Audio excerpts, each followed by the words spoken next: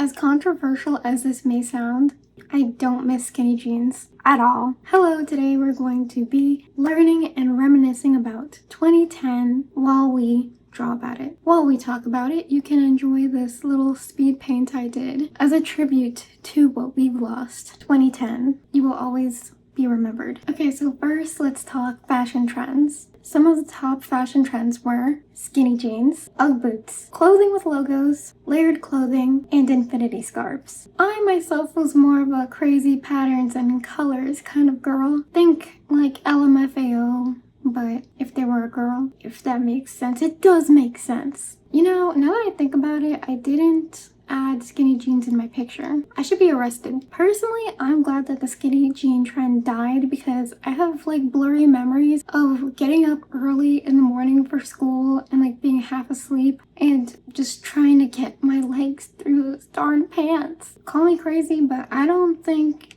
your pants should be boa constricting the lower half of your body. It's not healthy. Okay, so now let's talk memes. What would 2010 be without memes? A dark, dark place. But not as dark as 2026. So some of the most popular memes were Rage Comics, Ed Intruder song, Double Rainbow, Keyboard Cat, and the I Like Turtles kid. Some of them I don't really remember too much, but the one I remember the most, and I'm sure everyone remembers, is Rage Comics. I remember once my friend made this meme just for me. It was so sweet.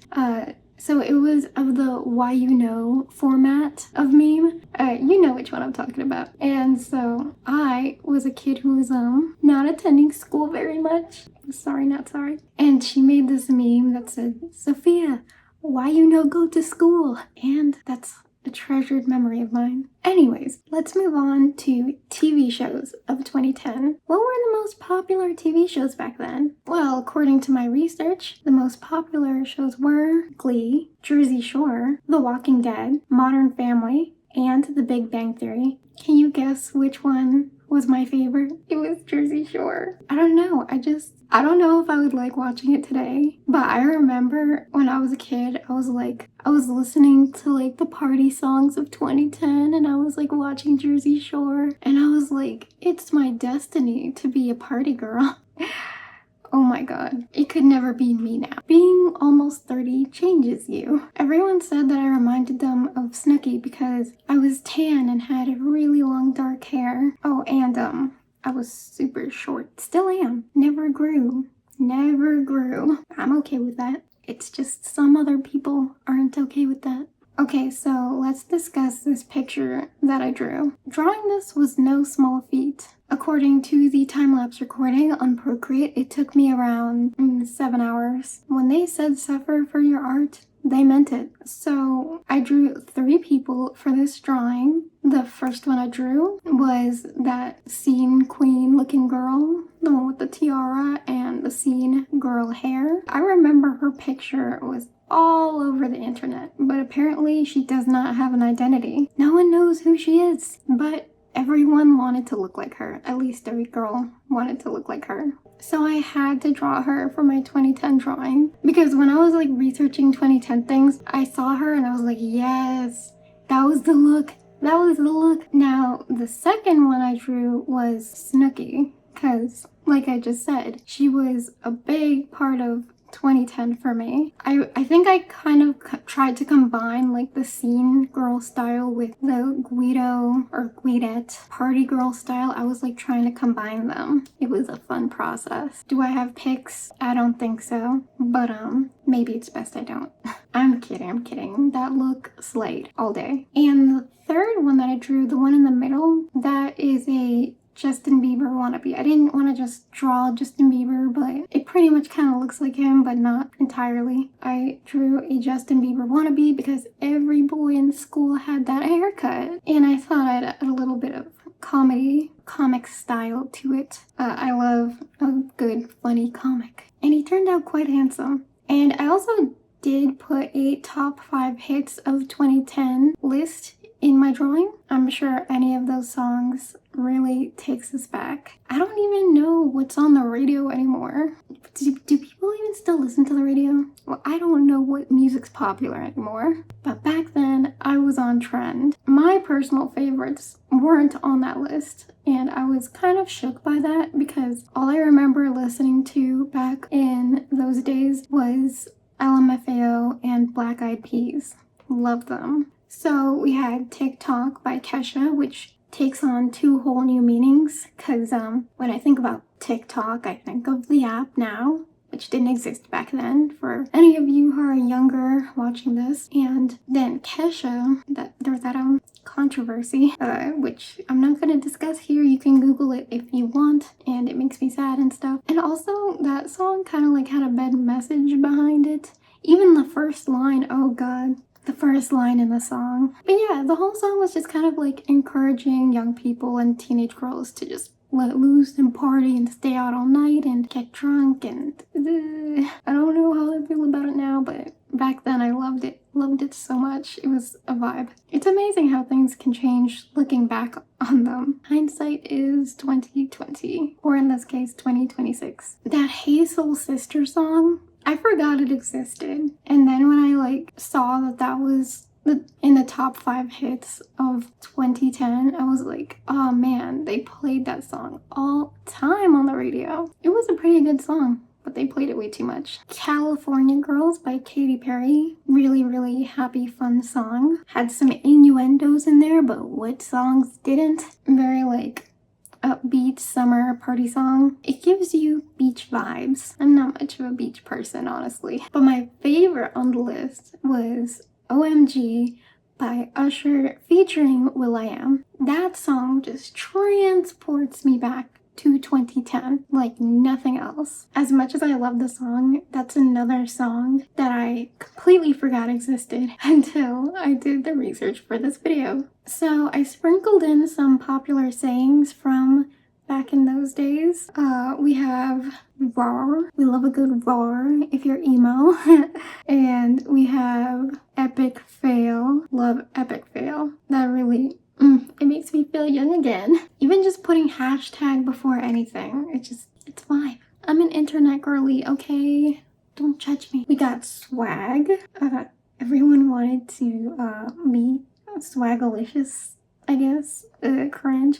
And we have Gym Tan Laundry, hashtag GTL. That's a reference from Jersey Shore because the characters loved to go to the gym, then get tan, which, by the way, don't do that. It gives you skin cancer unless you're doing, self-tanner. The tan you rub on, that's like makeup. So if you want to be tan, do that. And laundry, because I actually don't know why they put laundry in there. It's like, what about dishes? What about sweeping? Why laundry? I guess that was just their routine. It was very random. And randomness was the vibe back then. Oh, and we also have You Mad Bro. You Mad Bro? And that goes hand in hand with the Rage comics. I was also going to add a hashtag winning and maybe sorry for party rocking, but I guess they didn't make the cut either. Hashtag jail time. So what else do we have here? We have 2 kinds of iPods. We have the iPod Touch and we have the iPod Nano, I believe. Well, I guess we could say it's the regular iPod. If you had one of those iPods, you were cool. Well, if you had the iPod Touch back then, I think you were rich. And if you had the regular iPad, you were cool. I had one. I had a regular iPod. It was pink, just like the one I drew. Yeah, I remember a few times I forgot to lock the volume with that little switch on the top. Didn't even know what that switch was for at first until I learned the hard way. Because sometimes I would put the iPod in my pocket or something, and then the volume would go all the way up and it would blast my ears and I would yank out my earbuds. I remember that happened one time while I was going on the bus. We also have Farmville because everyone was playing Farmville on Facebook back then. Except for me. I mean, I might have tried it, but I don't think I played it very often. But I got notifications about Farmville all the time. I never thought Farmville would die, and then it did, just like everything else in life. I also added a random mustache because people used to put that mustache on t-shirts and they would draw it on the side of their finger and then they'd go like this and they'd be like, look, I have a mustache, how random, ha ha ha ha. Oh my god, good times. At the bottom, we have Flappy Bird. Flappy Bird. Oh, that's not Flappy Bird. That's Angry Birds. Where's my brain? Angry Birds was the first big mobile game, and it came out in 2010. Everybody was playing it. Everyone and their mom was playing it, just like Farmville. But I don't think you could play Farmville on a mobile device. So yeah, games were still new. Like games you could play on your phone or on your iPod Touch were very new back then. They were very revolutionary. Oh, and I also drew that little Rage comic face. I think that is the You Mad Bro Rage comic face. And when I looked up the Rage comics, they were uglier than I remember. Like, oh my goodness. But we all loved them through the ugliness. I guess it was kind of like what Labubu is now. It's like ugly, but everyone loves it, except for me. Sorry, not sorry. I had to draw this face, and I was like, oh, I've never drawn something so ugly. Like, it has so many like wrinkles and I don't know, just the way that it's drawn, like the style of it, you can tell it was made by a man. I don't know, just it gives me that vibe. Sorry if I'm wrong. But yeah, it was kind of fun and interesting drawing that. I had to draw it a second time actually because the first time it didn't turn out so good. And we also have the original Instagram logo. Do you remember old Instagram? Pepperidge Farm remembers old Instagram. Before Instagram had ads and video and everyone was trying to sell you something. Yeah, that was really nice. I actually didn't know that Instagram came out in 2010. That's a fun fact. You know, I gotta be honest, I really hope none of these facts are like incorrect or something because I was researching it. I'm like, is this really true? Is this really how it happened? Is this really the time that it happened? So yeah, if I get anything wrong, sorry. But this isn't about accuracy. This is about nostalgia. So yeah. And you couldn't have 2010 without silly bands. They were so silly. Oh my god, so wacky. Like colorful rubber bands that turned into random things when you took them off. Does life get any better than that? No. It doesn't. Yeah, every kid had like a stack of these colorful rainbow rubber bands on their arm, so I had to draw that. When you took the rubber bands off, they were like in a shape, like an animal or an object or whatever. It really captures the essence of randomness of 2010. We missed you, girly. Please come back to us. And we have the glasses that I drew, very, very trendy.